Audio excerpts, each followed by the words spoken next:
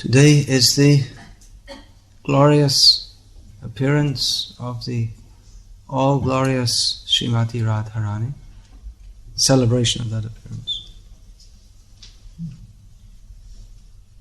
who is the particular object of worship for Gauriya Vaishnavas. What distinguishes Gauriya Vaishnavas from other Vaishnavas? Because they recognize the paramount position of Srimati Radharani. Other Vaishnavas, they put more stress on Krishna or Narayana.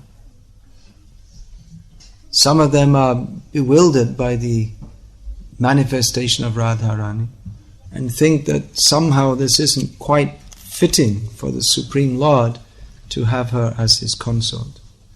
Others accept her as being his consort, but consider her to be a manifestation of Lakshmi.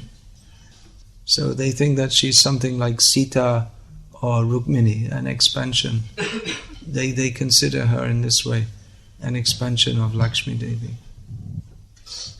And even others, they recognize that Krishna is the lover of Radha, but they cannot appreciate in the way that the Gauriyas appreciate. This verse, which we've just read, is the first verse of Srimad Bhagavatam, the topmost scripture, which describes Krishna's topmost position.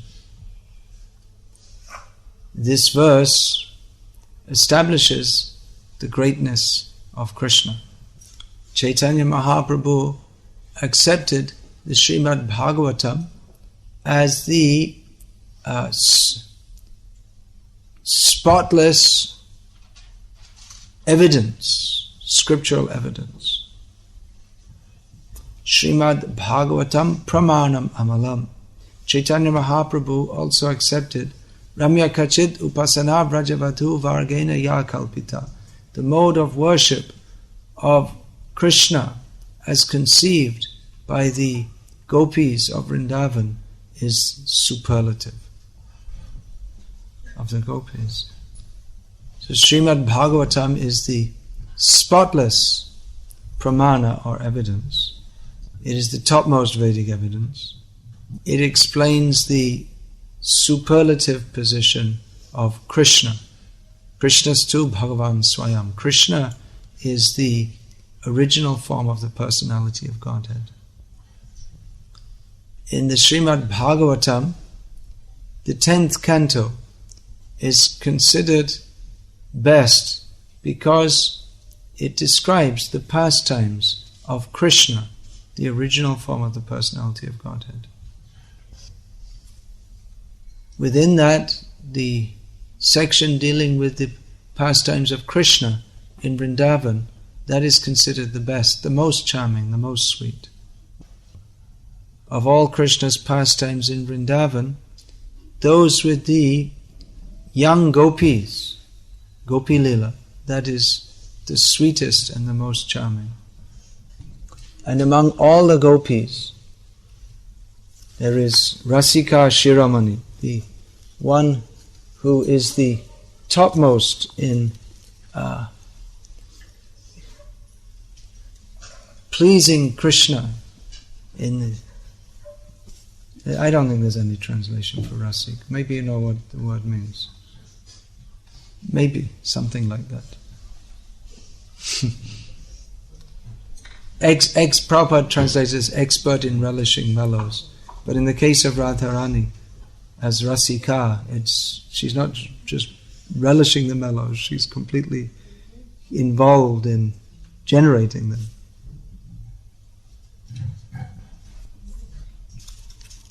So, Krishna is worshipped. Vyasadeva is worshipping him by this verse of Bhagavatam and by all the verses of Bhagavatam. All the Vedic scripture is glorifying Krishna. The great demigods are glorifying Krishna. Yang Brahma, Varunendra, Rudra, Maruta, Vanti Divyai Savai, with transcendental hymns, Brahma, Narad, the Maruts, Rudradev, Lord Shiva, the Vishvedevs, they all glorify Krishna. They're all praising Krishna, and Krishna worships Radharani. We can just somehow try to imagine what is the greatness of Radharani. It's very, very difficult to understand how great is Krishna. It's practically beyond our ability to even begin to imagine how great is Krishna. But even Krishna himself cannot even begin to understand how great is Radha. So even certain Vaishnavas, they may find this to be heretical. It is certainly the most confidential message. It's so confidential that even in the Srimad Bhagavatam it's hidden. That Krishna, who is all powerful, he also has his power, his Shakti. His energy is not simply an impersonal force, but his power is Srimati Radharani. So she is the power of the powerful. So without Radha, Krishna is nothing. Of course, there's no question of Krishna not being powerful. But Vaishnav theology is superlative in that it recognizes the Lord and his energies. Radharani is the original energy. She is non-different from Krishna. Shakti, Shaktiman, Abhedaha. The energy and the energetic are non-different. They appear to be different, but they are the same absolute truth. The absolute truth is complete, Purna. So that completeness means that the all-powerful is present with his power. That is complete. All-powerful is present. The all-powerful and the power together, they make the complete whole. This Krishnadas Kaviraj Goswami has given an example that Krishna Purna Shakti Radha Purna Shakti Man Dui Vastu Bed Nahe Shastra Paraman. That Krishna is Radha is the complete Shakti, energy, and Krishna is the complete energetic, powerful. And there is no intrinsic or fundamental difference between them. Mrigamadda Taraganda Joiche Abhiched Agni Jalate Joiche Kabu Nahi Bed. He gives examples that the musk and its scent, they are inseparable. Fire and its heat, they are inseparable. Musk always has its very strong scent. And that particular scent is not possible without there being musk. Similarly, wherever there is fire, there must be heat. And according to Vedic understanding, wherever there is heat, there must be fire. You may say, well, we generate heat from electricity, but that's also electricity in another form. Fire in another form, yeah. Our bodies are warm. There's heat. That's because there's fire within the body in subtle form. So just as musk and its scent, fire and heat are inseparable, so are Krishna and Radha. Please everyone turn off their cell phones. Radha Krishna Aiche Shada Ekoi Sharup Lila Rosh Ashadite Dhare Dui Rup. So in the same way, Radha and Krishna are one, but for the sake of enjoying pastimes, they expand as two. Srila Vishwanath Chakravarti Thakur has recorded in his one writing, Prem Samput, how Srimati Radharani herself explains this. That just like this, she explains that just as there is a plant growing up, then from the one root expands two branches, but it's the same plant. So like that, Krishna and Radha are inseparable and the same. So Radha is inseparable from Krishna, and Krishna feels himself incomplete without her. Ultimately, only she can give pleasure to Krishna. Everyone or every devotee tries to act in a way that is pleasing to Krishna. But Krishna cannot be pleased without Radha. That's why in some ways we may accept those like Mira, as we may accept in some days, great devotee in some way. But actually we don't like to, we're not very much attracted by that at all.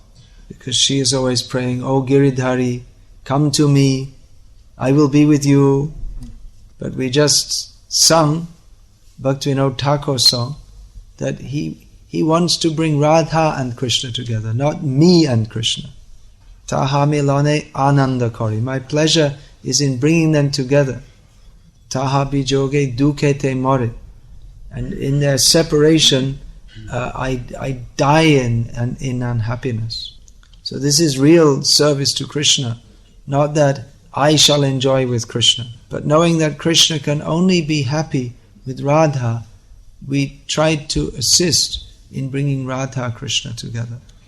Because whatever other arrangements may be made for Krishna's happiness, he cannot be happy without Radha. Radha Shaha Krira Rosh Bridhi Karan Ar Shab Gopigan Rashopa Karan. The whole Ras Leela is danced with hundreds and thousands of gopis. All the pastimes of Krishna in Vrindavan are performed with so many gopis. But Radharani is the center, and Krishna cannot be satisfied with her, without her. As she proved by leaving Ras Leela, Krishna still had so many other gopis, but he couldn't be happy without her. Krishna Balabha Radha Krishna Prana Dhan Taha Binu Shuka Hetu Nahe Gopi Gan. Krishna Ballabha, Radharani she particularly is known as the lover of Krishna. She is the treasure of the life of Krishna. And the gopis who are so dear to Krishna, but without her, they cannot give him happiness. So Krishna, Radharani is so dear to Krishna. In all ways she enchants Krishna. Harimana Vimohini. She is the one who completely bewilders the mind. She takes away the mind of Hari, who takes away the mind of everyone else. She has all the qualities which totally enchants Krishna. Krishna is so beautiful. Kandarpa koti kamaniya vishesha shobham. His beauty defeats that of millions of cupids. But his beauty is eclipsed by the beauty of Srimati Radharani. Some attempts have been made by poets to describe the beauty of Srimati Radharani. But all the metaphors, similes and adjectives in all the languages of the world remain completely insufficient to begin to describe the beauty of Srimati Radharani. That Krishna himself is fully charmed and maddened by the beauty of Srimati Radharani. But not only by her beauty does she attract Krishna. By all her totally pleasing, transcendental feminine qualities she attracts him. By her singing, her dancing, by her cooking. She received the benediction from Durvasa Muni that whatever she cooked would be extraordinarily palatable and very health-giving also. So Mother Yashoda would call her daily to cook for Krishna so that my Krishna can grow up to be a very healthy boy. Radhikani, what is that? Radhikani Paka Amna Bibidha Bhanjan. She cooks so many different vegetable preparations for Krishna. And Krishna, by various excuses, he spends throughout the day and night, he's meeting on and off with Radha and the gopis. At breakfast time, she's cooking for him. All the gopis come along also. At the midday, Radharani goes to the forest to worship Surya Dev, the sun god. Midday is the time for worshipping Surya Dev. So she worshipped him, that you please, praying to him, please give me the association of Krishna. And Krishna becomes the pujari in the temple of Surya Dev. So in this way she again gets his association. At nights, again, Krishna will be sleeping very nicely after a hard day, long day in the forest. So thinks Mother Yashoda.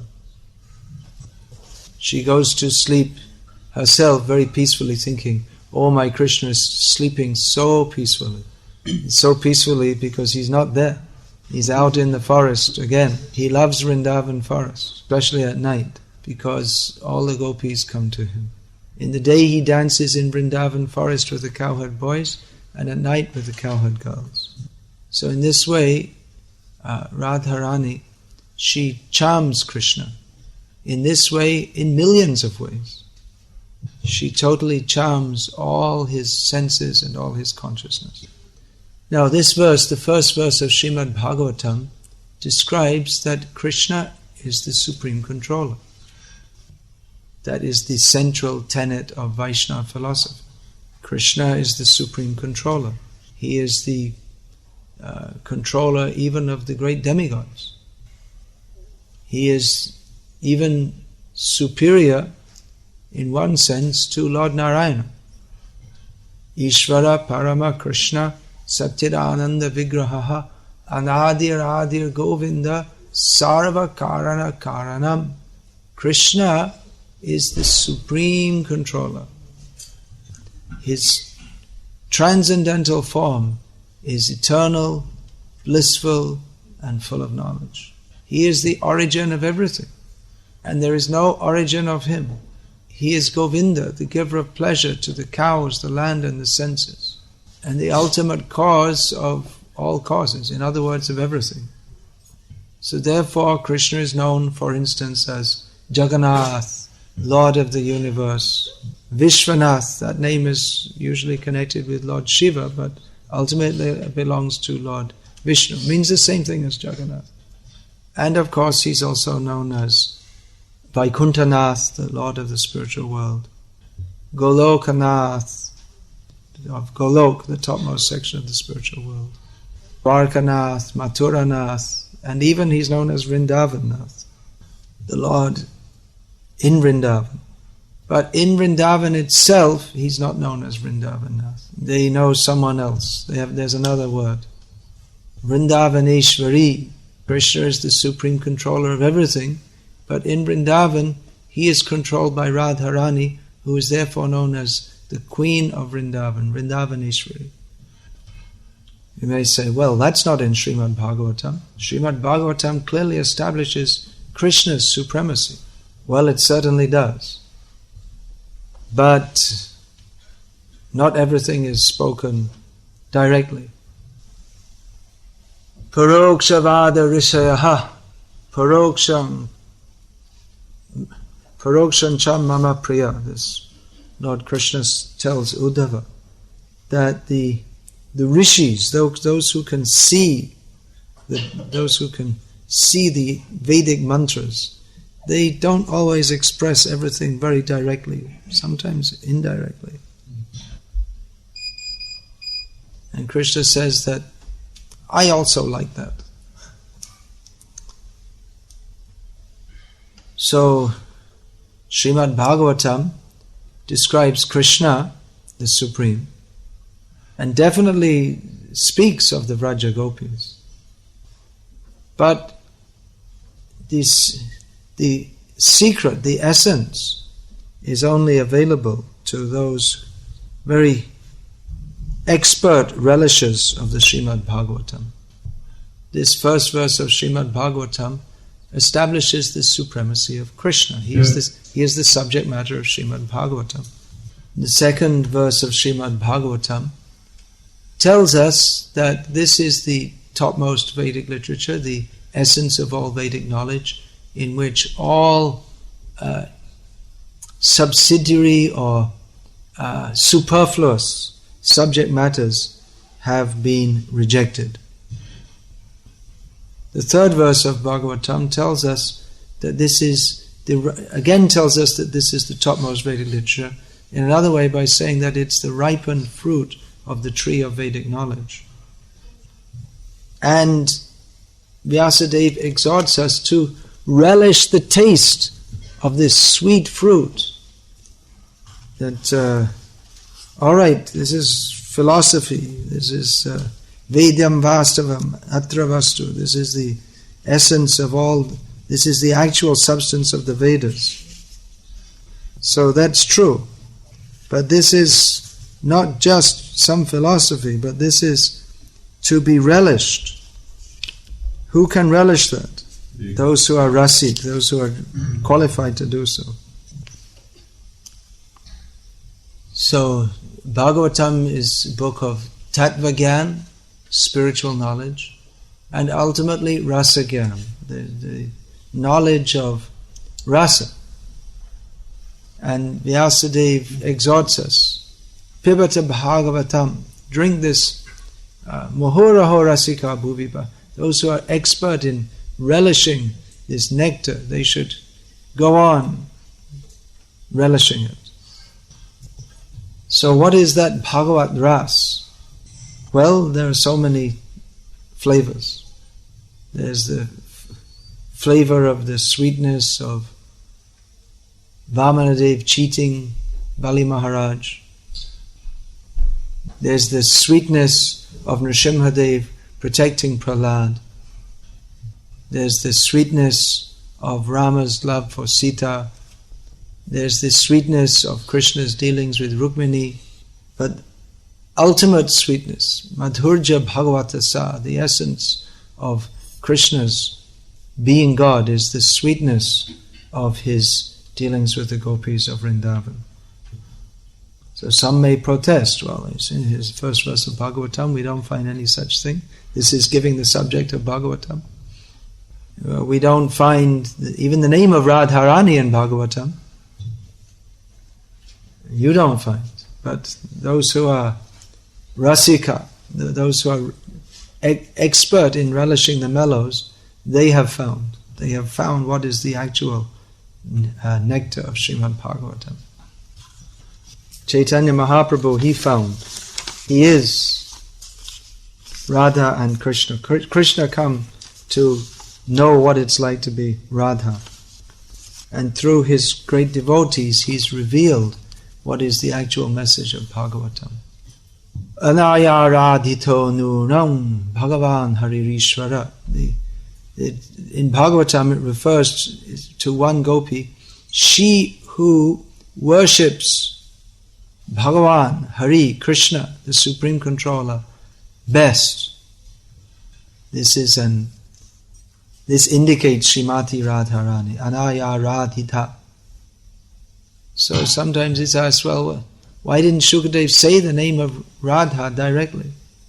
Well, different reasons have been suggested for that, and all are possible, because generally everything the Lord and his devotees do serves several purposes all at once. So, out of fear of, if he directly said the name, then being stunned in the ecstasy of remembering Radha, then the time for the 7 days time limit for completing the Bhagavatam, speaking to Parikshit Maharaj, that wouldn't be possible. He was working on a time limit, so he had to control his ecstasy. Another reason is that he spoke to Parikshit in the presence of so many persons for whom Bhagavat, that Krishna is supreme, that in itself was a great revelation. And they weren't ready to understand or accept this very secret information of Krishna being subordinate to Radha. Not only that, but because the intimate pastimes of Radha and Krishna, to those who are not fully pure, that appears to be impure.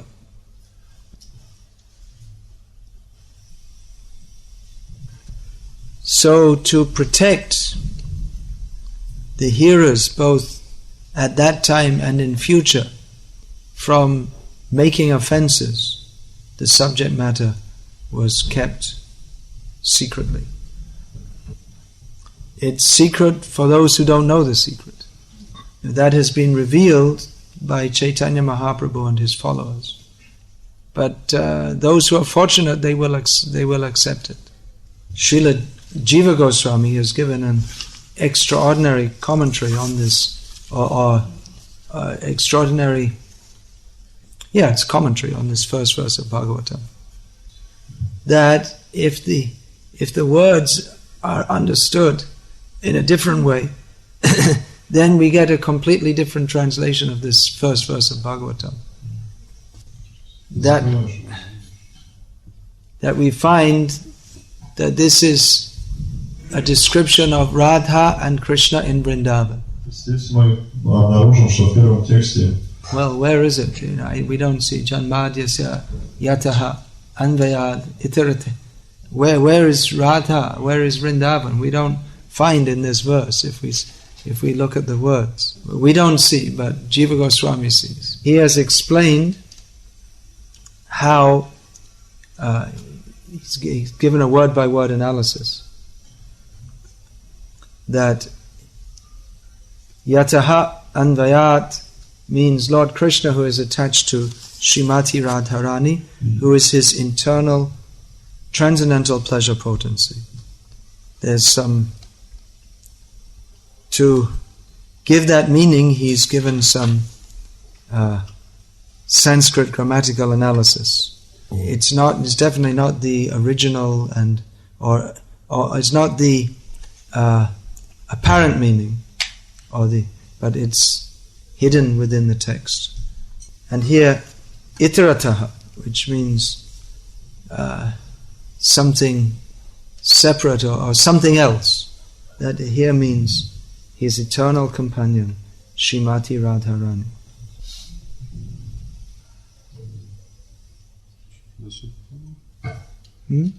What's the last one? Last one. Last phrase. Itarataha means something other than. Yeah, that's what I'm saying. That's what it means, in either directly or indirectly. But here, Jiva Goswami says this means Radharani, something else. So we may say, well, what then? The Janmadhyasya Yataha. This clearly means that Janma Adi Asayata, the manifestation of the cosmos, and it comes from him. But here Jiva Goswami explains it completely differently, saying here the Adi, here Janma Adi means Janma, etc. But he says no, here Adi means Adi Ras, Madhur Ras. So he says that this Madhurya Rasa is manifested. Janma here means manifestation. And in this way he goes on to explain how this has manifest, these pastimes are manifest through Vyasadeva, it's been, who is Adi Kavi here. Adi Kavi here means Vyasadeva, the Kavi who is now beginning, the poet who is beginning to describe their pastimes. So in this way, he explains all of these words in a completely different context. Tejo vari mridang yata vinimayo yatra trisargo mrisha. This means that this cosmic manifestation, trisarga, which means that which is created, maintained and destroyed, which is composed of earth, water, fire, etc. It appears to be real, but Jiva Goswami has explained it completely differently, saying that Trisarga here means the manifestation of Krishna's pastimes or his energies. This Trisarga means Shri, Bhu and Nila, the three potency forms of the Lord, of opulence, the earth, and Nila, Lila Shakti. They're all manifest from Radha. Or it can mean the three manifestations of Dwaraka, Mathura, Vrindavan. And he says that the elements are described, that means Vinamaya, they change their qualities due to the pastimes of Krishna. Just like the rocks, which are hard stone, they melt upon hearing Krishna's flute. Amen. Or the Yamuna, which is liquid, becomes stunned in ecstasy and stops flowing, and becomes like hard rock by hearing Krishna's flute. So, in this way, Jiva Goswami has shown that actually from the very beginning, the Srimad Bhagavatam only describes the glorious pastimes of Radha and Krishna. Nirasta kuhakam, the means free from illusion, means that Radha and Krishna, they remain free from the interference of Radharani's rival gopis. Or that Trisarga can also mean three classes of gopis.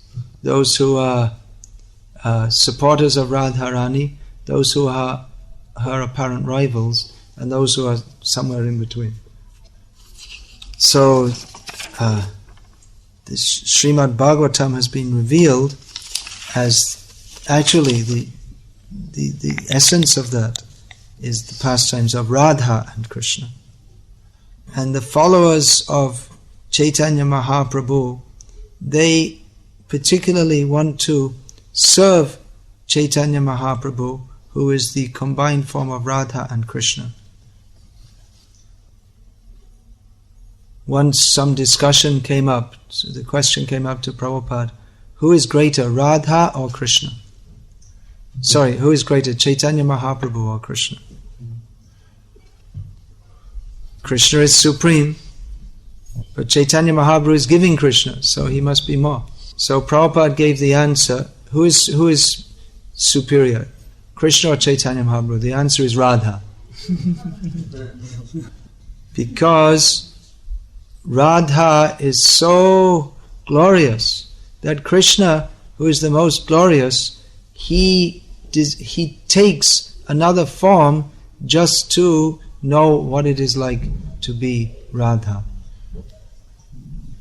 So the devotees of Chaitanya Mahaprabhu, they are the intimate devotees, they are all servants of Radha in Krishna Lila. They're the intimate servants of Chaitanya Mahaprabhu, they're all gopi assistants of Radha in Krishna Lila. And they have, through their transcendental vision, illuminated the pastimes of Radha and Krishna and given us many wonderful literatures.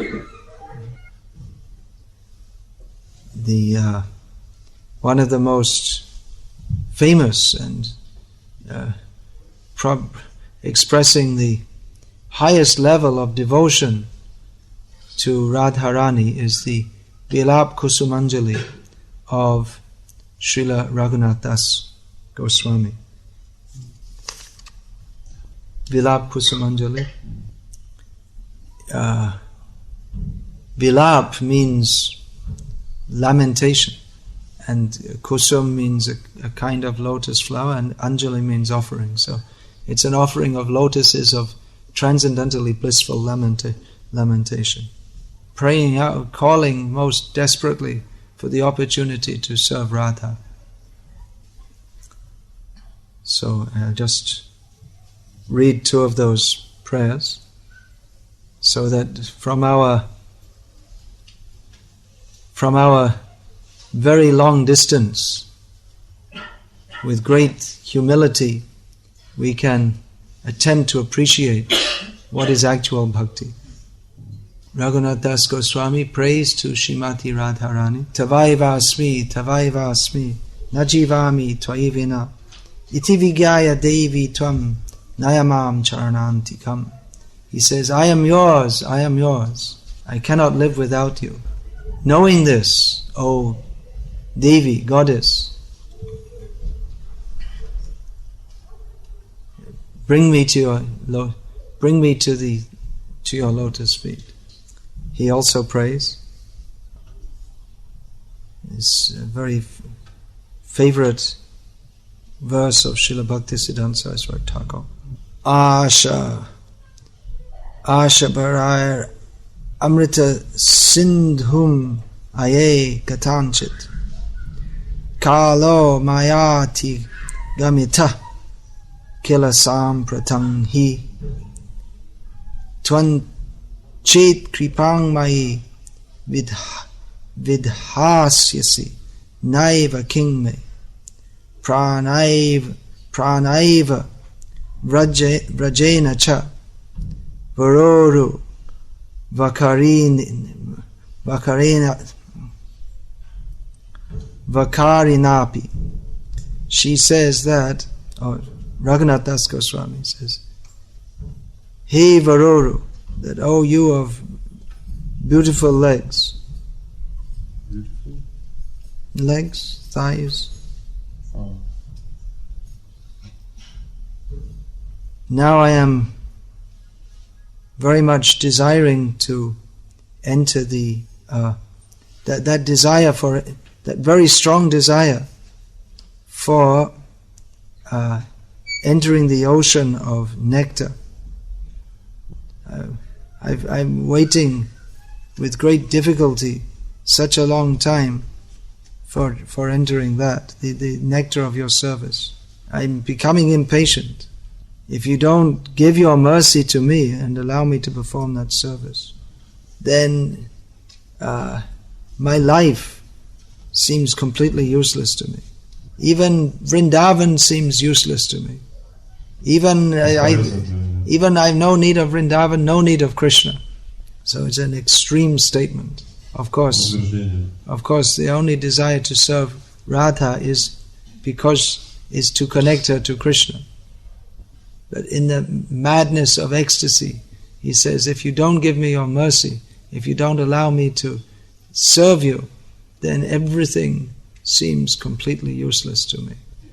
So from a platform of struggling to control the mind and senses, just trying to understand a little bit about who Krishna is, trying to chant the holy names with some taste and attention, we can worship with great awe and reverence the tips of the toes of the lotus feet of Srimati Radharani and those who are actually engaged in that worship.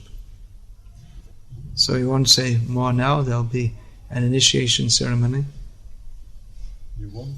I won't say more now. If there's anyone qualified to ask questions about this, I'm not sure if I'm qualified to answer. This afternoon we'll again glorify Srimati Radharani through the extraordinary transcendental vision of Srila Bhaktivinoda Thakur. transcendental vision of Srila Bhaktivinoda Thakur.